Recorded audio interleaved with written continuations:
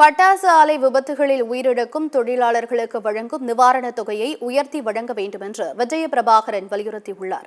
விருதுநகர் மாவட்டம் சாத்தூரில் கடந்த சில தினங்களுக்கு முன்பு நிகழ்ந்த பட்டாசு ஆலை வெடி விபத்தில் உயிரிழந்தவர்களின் குடும்பத்தினருக்கு தேமுதிக சார்பில் நிதியுதவி வழங்கப்பட்டது. நிதியுதவி அளித்த பின்னர் செய்தியாளர்களை சந்தித்த விஜய பிரபாகரன், கள்ளச்சாராயம் அருந்தி உயிரிழப்போர் குடும்பத்திற்கு நிதியுதவியை உயர்த்தி வழங்குவதிலிருந்தே திமுக கள்ளச்சாராயத்தை ஆதரிப்பது தெரிகிறது என்று குற்றம் சாட்டினார். மேலும் பட்டாசு ஆலை விபத்து என்பது தொடர்கதையாகவே உள்ளது என்று குற்றம் சாட்டிய விஜய பிரபாகரன், இதனை தடுக்க அரசு நிரந்தர நடவடிக்கை எடுக்க வேண்டும் என்று வலியுறுத்தினார்.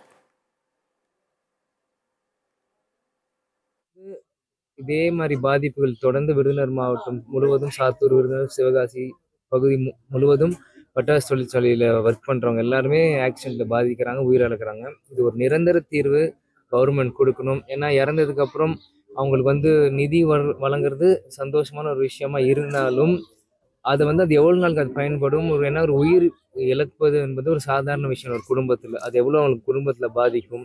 அதனால இது ஒரு நிரந்தர தீர்வாக இருக்கணும் இந்த நேரத்தில் அப்படின்னு நாங்கள் கேட்டுக்கிறோம். கள்ள சாராயம் காய்ச்சறது திமுக அரசு ஆதரிக்கிறதுனால தான் அது வெளியே வரக்கூடாதுன்னு 10 லட்சம் ரூபாய் கொடுத்து உடனடியாக மூட பார்க்குறாங்க. இந்த மாதிரி இடத்துல ஏன்னா இது எல்லாமே பிரைவேட் ஒரு விஷயமா தான் இருக்குது. பட்டாசு தொழிற்சாலையெல்லாம் பார்த்தீங்கன்னா பிரைவேட்டான ஒரு விஷயமா தான் இருக்குது. ஸோ பிரைவேட்டாக இருக்கிறப்போ அரசாங்கம் கொடுக்கணும் என்றதுக்காக 3 லட்சம்ன்றாங்க. அந்த மாதிரி விஷயத்துல கவர்மெண்ட்டே இருக்கிறதுனால தான் எக்ஸ்ட்ரா காசு கொடுத்து அதை மூடி மறைக்க பார்க்குறாங்க.